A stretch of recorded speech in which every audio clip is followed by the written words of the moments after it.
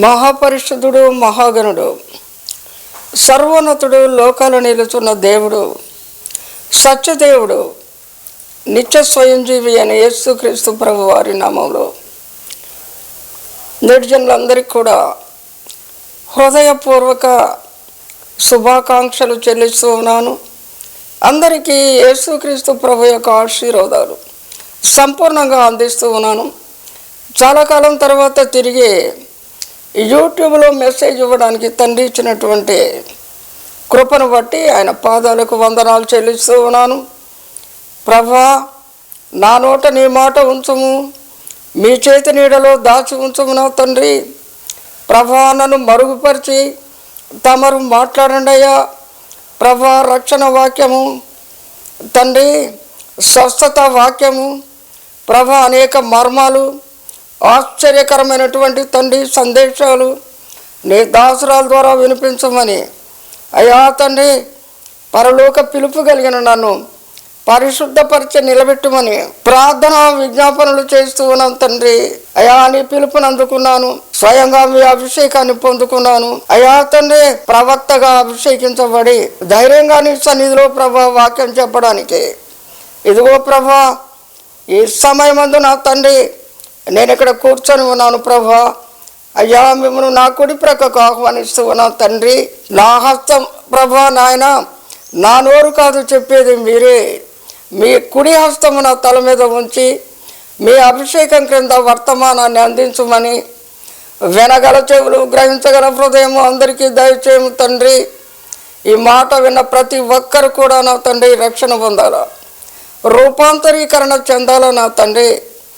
నీతిని గురించి, పాపమును గురించి, తీర్పును గురించి ఒప్పించు ఆత్మ రిలీజ్ చేస్తున్నాను ప్రభా. యేసును మీ నామములో రిలీజ్ చేస్తున్నాను, మీరు నాకు ఇచ్చిన అధికారాన్ని బట్టి నా ప్రభువ. అంతేకాదు నా తండ్రి, ఇంద్రియ నిగ్రహం గల ఆత్మను రిలీజ్ చేస్తున్న ప్రభా. యేసును మీ నామములో నాని సమయమందు నాకు నువ్వు వినువారికి మీ కృప తోడుగా ఉంచమని యేసునామంలో వేడుతున్నాను తండ్రి. ఆమేన్, ఆమేన్. మనం ఈ ప్రపంచాన్ని మరి నిదానించి పరిశీలనగా చూస్తున్నప్పుడు అనేక విషయాలు మానవ జ్ఞానానికి గోచరం అవుతూ ఉంటాయి. అన్నిటికంటే ముందుగా ధనార్జన. ఒక జీవితం అన్ని రకాలుగా మరి అభివృద్ధి పదంలో ఉండాలన్నా, సమకూర్పులో ఉండాలన్నా, శాంతి, సమాధానం, సంతోషంతో ఉండాలన్నా మానవుడు అనుకుంటాడు ధనం ముఖ్యమని. ధనం లేదే జగం లేదని మానవుని యొక్క సిద్ధాంతం. సరే, నేను ప్రీఫేస్ మాట్లాడుతున్నాను, వాక్యంలో నుంచి తర్వాత నేను మాట్లాడతాను. అయితే ఒక విషయాన్ని మనం గమనించాల్సిన విషయం ఇక్కడ ఉన్నది. అందరికీ ఇష్టమే ధనవంతులుగా ఉండాలని, ఎవరికి ఇష్టం లేదు. ధన సంపాదన చేయాలని ఎవరికి ఇష్టం లేదు. అయితే అది కొందరికే అందుబాటులో ఉండటానికి కారణాలు కొన్ని ఉంటాయి. మరి వారి విధానాలు వేరుగా ఉంటాయి. ధనార్జనలో వారు అనుసరించే విధానాలు వేర్వేరుగా ఉంటాయి. మంచిదే.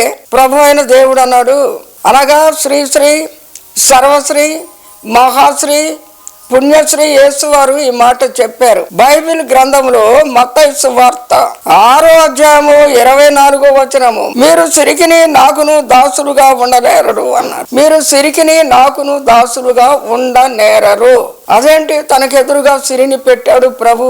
తనకెదురుగా ఒక మహా వ్యక్తిని పెట్టలేదు, లేదా సూర్యుని పెట్టలేదు, లేదా గెలాక్సీని పెట్టలేదు. మరి దేన్ని పెట్టకుండా సిరిని పెట్టాడు తనకి ఎదురుగా. ఎంత పోటీగా పెట్టాడు. సైతాన్ని కూడా పెట్టలేదేంటి? మనం ఈ విషయాన్ని ఆలోచించవలసిన అవసరం ఎంతైనా ఉంది. డబ్బు మానవుని దేవునికి దూరం చేయడం అన్నది మనకు తెలుసు. బైబిల్ ఎలా చెప్తుంది? ధనాశ సమస్తమైన కీడులకు మూలము. అదేంటి అలా చెప్తుంది బైబిల్? ధనం లేనిదే ఏం జరుగుద్ది? ఇక్కడ ధనం లేని వారిని ఎవరు లెక్క చేస్తారు? వారిని ఎవరు ఎన్నిక చేస్తారు? వారిని ఎవరు గౌరవిస్తారు? వారిని ఎవరు ఆహ్వానిస్తారు? ఒక నిరుపేదను ఎవరు లెక్క చేస్తారు? మనిషిని లెక్క చేయాలంటే మనిషి దగ్గర బాగా డబ్బు ఉండాలి. మానవ పరంగా చెప్తున్నాను, జాగ్రత్తగా వినండి. ఆ డబ్బు వాళ్ళు ఎలా సంపాదించినా సరే సమాజానికి అనవసరం. అది పట్టుబడ్డప్పుడు ఆ విషయం వేరే, దొరకనప్పుడు రాజే, దొరికితే దొంగ.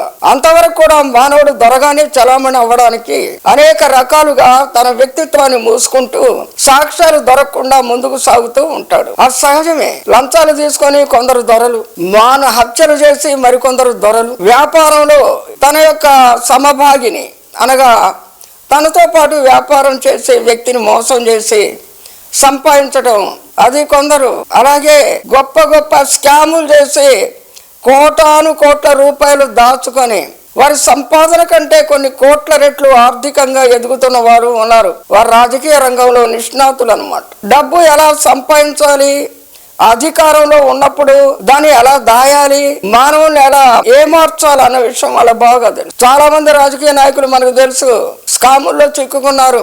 మనం దొంగతనం చేస్తే ఏం చేస్తాం? జేబు దొంగతనం చేస్తారు, లేదా ఒక మనిషిలో ఉన్న నగలు, మనిషి పెట్టుకున్న నగలు దొంగతనం చేస్తారు. మరి స్కామ్లు కోటాను కోట్ల రూపాయలు ఈజీగా వారి అధికారం కింద ఉన్నవి ఈజీగా వారి చేతిలో నుంచి జేబులోకి వచ్చాయి. అక్కడి నుంచి విదేశ బ్యాంకుల్లోకి బుక్ అయ్యాయి. ఎలా ఉందంటారు? సంపాదన ఎలా ఉంది? చాలా బాగుంది కదా. అయితే బైబిల్ ఏం చెప్తుంది? నువ్వు ఏమార్చి మోసం చేసి నీ తెలివితేటలతో ఏదైతే సంపాదిస్తావో అది నీ నాశనానికి కారణమైంది కానీ నీ అభివృద్ధికి కారణం కాదు.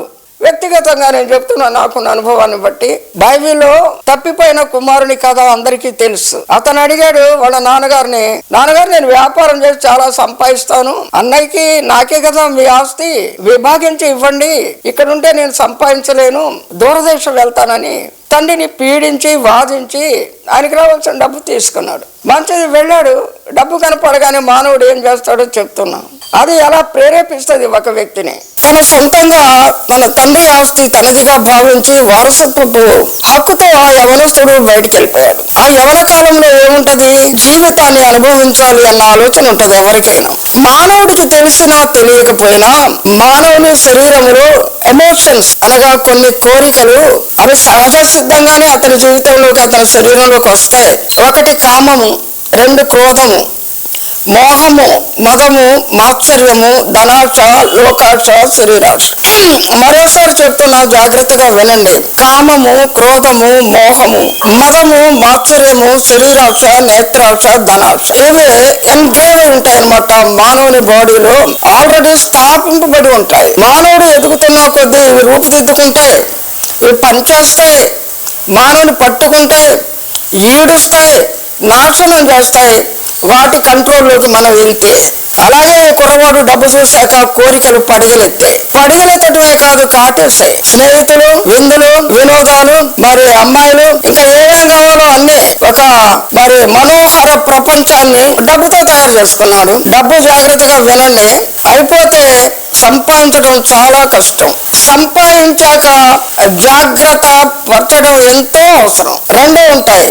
పోగొట్టుకుంటే సంపాదించడం చాలా కష్టం. సంపాదించింది జాగ్రత్త చేయకపోతే అది తిరిగి సంపాదించడం ఇంకా కష్టం. కాబట్టి మానవుడు సంపాదించాలి, జాగ్రత్త చేయాలి. అదే జాగ్రత్తగా ఉండాలంటే మానవుడు దాన్ని వాడే విధానాలు వేరుగా ఉండాలి. అలా చేయలేదు ఈ కుర్రోడు. తనకు తాను అన్నీ కూడా లైఫ్ ఎంజాయ్ చేశాడు, అయిపోయాక ఏం చేశాడు? ఆఖరికి భోజనం లేని స్థితిలో తిరిగి తండ్రి దగ్గరికే వెళ్ళాడు. తండ్రి మంచివాడు కాబట్టి తిరిగి చేర్చుకొని, పనివారిగా ఉంటానంటే వద్దు, కుమారునిగానే ఉండమని కుమారునికి వారసత్వానికి గుర్తుగా ఉంగరాన్ని కూడా పెట్టి విందు చేశాడు. బాగుంది, చాలా బాగుంది. అయితే మరి ఈ యొక్క ధనాశ మనిషిని ఏం చేస్తుంది? దేవునికి దూరం చేస్తుంది. కాబట్టి ధనాన్ని ఎదురుగా పెట్టాడు దేవుడు. సవాల్ చేస్తున్నాడు, ధనానికి దాసునిగా ఉంటావా, నాకు దాసునిగా ఉంటావా? మరి నీకు దాసునిగా ఉంటే ధనం ఎట్లయ్యా అని అడిగేవారు చాలా మంది ఉన్నారు. మనం బైబిల్ గ్రంథంలో అబ్రహామును చూసినట్టయితే అతను ధనవంతుడే. అతని ధనమేమి నాశనం చేయలేదు కదా. కారణం అతని ధనము కూడా దేవుని చేతిలో భద్రంగా ఉంది. అది నేర్చుకోవాలి మనం. ధనము మన చేతిలో ఉంటే భద్రంగా ఉండదండి. మనం సంపాదించాలంటే వక్ర మార్గాల్లోకి వెళ్ళవలసి వస్తుంది. అది కాదు ఇక్కడ. అబ్రహాము అనే వ్యక్తి తూర్పు దేశంలో, యోబు ఎలాగ ధనవంతుడో అబ్రహామును మహారాజు అని పిలిచారు. అతను ధనవంతుడే, కానీ అతని ధనము కూడా దేవుని స్వాధీనములో ఉన్నదే. కాబట్టి అతను భద్రపరచబడ్డాడు, అతని ధనము కూడా భద్రపరచబడ్డది. యోబు విషయంలోకి వస్తే మనము యోబు గ్రంథంలో కొన్ని విషయాలు మనం చదవాల్సిన అవకాశాలు ఉన్నాయి. యోబు గ్రంథంలో ఇలాగ రాయబడి ఉంది. ఏమని రాయబడి ఉంది యోబు గ్రంథంలో? తనను గురించి యోబు చెప్తూ వస్తున్నాడు. అంటాడు, నాకు డబ్బు ఉంటే నేను ఎలా వాడానో తెలుసా మీకు? డబ్బును నేను జాగ్రత్తగా వాడానన్నాడు. అతను దేవుని చేతిలో ఉండి దేవుని చేత పొగడబడ్డాడు. దేవుడు అతనికి డబ్బు ఇచ్చినప్పుడు అతను దాన్ని తను మాత్రమే కాకుండా బీదలకు, విధవరాండ్రకు, తండ్రి లేని వారికి, అనాథలకు భాగం ఇచ్చాడు. అతను ఆ డబ్బును అతను ఏ మాత్రం కూడా దుర్వినియోగం చేయలేదు. మరి ఆ డబ్బు పెరుగుతూ పోయిందే కానీ తరగలేదు. సాతానుడు చూసి ఈర్ష్యపడి అంత ఎత్తున అతను ఆర్థికంగా ఎదిగాడు, ఆత్మీయంగా కూడా ఎదిగాడు. తన పిల్లల కొరకు విందు దినాలు ముగియగానే బలి అర్పణ చేసేవాడు. పాప పరిహార్థ బలి. దేవుడు అంటే భయభక్తులు, వాక్యానుసారంగా జీవించే జీవితం, వ్రేలు పెట్టి సంఘం బయట ఉన్నవారు పాయింట్అవుట్ చేయలేనటువంటి నీతి అతనికి ఉంది. అతని డబ్బు అలా వాడాడు, దేవుడు దాన్ని దీవించాడు, దీవిస్తూనే వస్తున్నాడు. అతను ఏమైనా భేదవాడయ్యాడా? పోగొట్టుకున్నాడా? మరి పోగొట్టుకున్నటువంటి రెండవ కుమారుని వలె తప్పిపోయి మొత్తాన్ని పోగొట్టుకొని తిండి లేకుండా ఉన్నాడా? దేవుని చేతిలో ఉన్నాడు అతను. అతని డబ్బు దేవుని చేతిలో ఉంది. అతను అభివృద్ధి పొందాడు, కంచె వేయబడింది అతని కుటుంబానికి. ఆయన యొక్క వ్యక్తిగత, కుటుంబ, ఆర్థిక, సాంఘిక, ఆత్మీయ, రాజకీయ జీవితాలకు కంచె వేశాడు దేవుడు. అర్థమైంది కదా? సాతానుడు ఛాలెంజ్ చేసిన అందులో యోబే నెగ్గాడు. అన్నీ పోగొట్టుకున్న అతనికి తెలుసు. పోగొట్టుకున్నప్పుడు సామాన్యమైన మానవుడు, రక్షణ లేని వ్యక్తి ఏమనుకుంటాడు? పోయినాయి, ఇక రావు, అయిపోయింది, ఆ టైం అయిపోయింది నాది, ఇక నేను భిక్షం ఎత్తడమే లేదా ఉరిపోసుకోవటమే. ఒక దేవుని బిడ్డ అలా అనుకోవడానికి అవకాశం లేదు. ఒక క్రీస్తును నమ్మిన వ్యక్తి అలా అనుకోవడానికి అవకాశం లేదు. అతను నీతిమంతుడై ఉండి పోగొట్టుకుంటే అది దాచుకున్నట్టే, అది రెండంతలు తిరిగి వచ్చినట్టే. అతను నీతి మార్గంలో నడుస్తూ అది పోయిందంటే, నా నిమిత్తము మీరు ఏది పోగొట్టుకున్నా 100 రెట్లు ఇస్తానని ప్రభు చెప్పినటువంటి వాగ్దానంలో అతని యొక్క శ్రమలు గుప్తమై ఉన్నవి. పోగొట్టుకున్నాడు. ఆయన నిమిత్తమే అనగా ఆయన సైతంతో ఛాలెంజ్ చేసినందుకు పోగొట్టుకున్నాడు. తర్వాత 200 పొందాడా లేదా? పొందాడు. కాబట్టి జాగ్రత్తగా ఆలోచించాలి. డబ్బులు ఉన్నోళ్ళు చాలా మంది డబ్బులు ఉన్నాయి కదా అని ఎమోషనల్ ఈగో, ఇదిగో నా డబ్బు చూడు, నేను చూడు, నా తడాఖా చూడు. ఇప్పుడు కొంతమంది స్పేస్ స్లిప్లో చాలా ఫేమస్ అయిపోతున్నారు.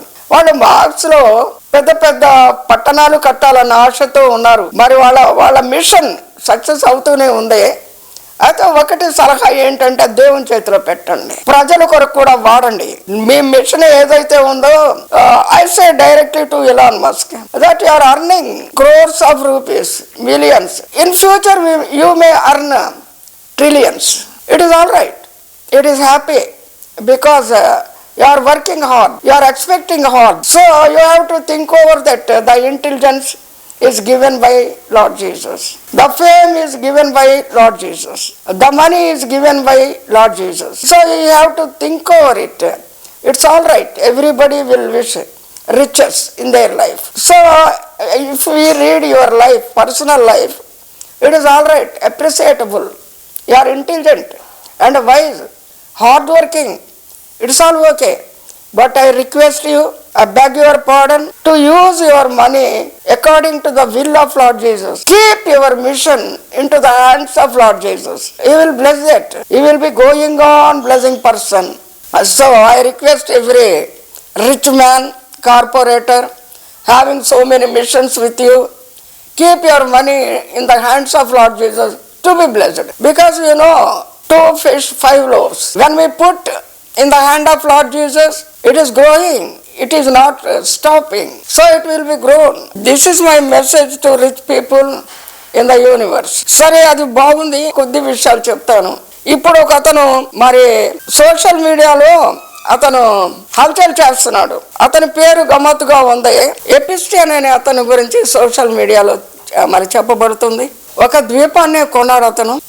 దాదాపుగా అతను ఏం చేశాడంటే, అక్రమంగానే సంపాదించి మరి అనేక మంది రాజకీయ నాయకులతో సంబంధాలు పెట్టుకొని ఆ ద్వీపంలోకి వారిని ఆహ్వానించాడు. అతను కొన్ని రక్తపు శాంపుల్స్, చిన్నపిల్లల రక్తపు శాంపిల్స్, అనేక మంది మరి డాక్టర్లు, వైజ్ఞానిక నిపుణులను అతను మరి ఆశ్రయించి అనేక రక్త పరీక్షలు చేయించాడు. అతను మెడికల్ ఫీల్డ్ లో నిష్ణాతుల్ని పిలిపించి, చిన్నపిల్లల రక్తంలో చాలా యవనత్వం ఉన్నది అని చెప్పి, గ్రోత్ ఉంటది అని, ముసలివారు యవనస్తులు అవుతారని వాళ్ళతో చెప్పించి ప్రపంచ దేశాల నాయకుల్ని అతను ఆహ్వానించాడు. అలాగే వాళ్ళు ఎంజాయ్ చేయడానికి 14 years లోపల పిల్లల్ని, మైనార్టీ దాటని వారిని తీసుకొని అక్కడ పెట్టి వారు ఎంజాయ్ చేసినాక వారిని కాల్చి మరి వాళ్ళు కూరలు చేసుకొని ఏమేం చేశారు భయంకరంగా.